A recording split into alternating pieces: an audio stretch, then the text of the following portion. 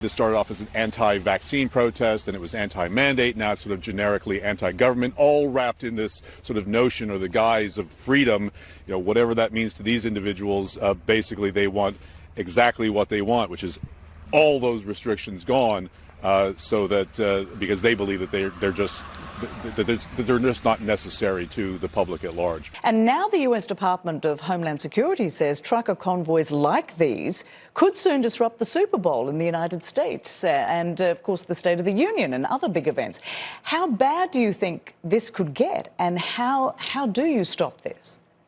Well, honestly, I never expected it to get really to this point. I mean, I was well aware of who was organizing this event, but if you had told me this would spark off a worldwide rebellion of angry people with industrial machinery, I would not have believed that 3 weeks ago. Sedition, insurrection, a threat to democracy. This city is under siege. They are now calling it an occupation. Alarming situation there in Ottawa. The police chief is calling it a nationwide insurrection driven by madness. This is kind of our insurrection by air horn moment.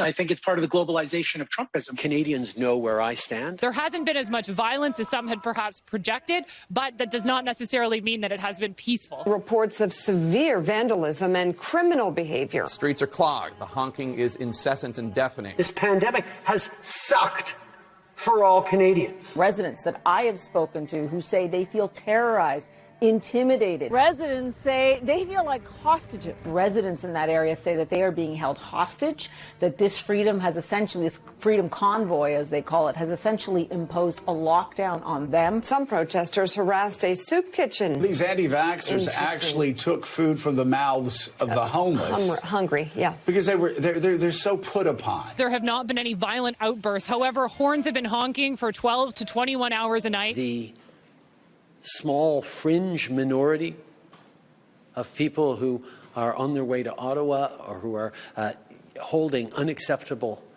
views that they're expressing. Many of them are holding Confederate flags. I've heard there's QAnon supporters in the crowd. We've seen swastikas. We've seen the Confederate flag.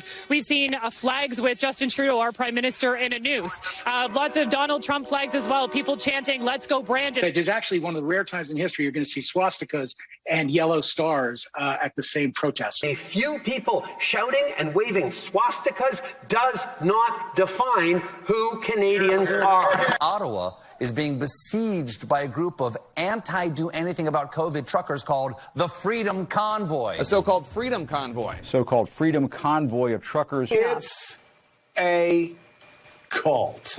Yes, it is.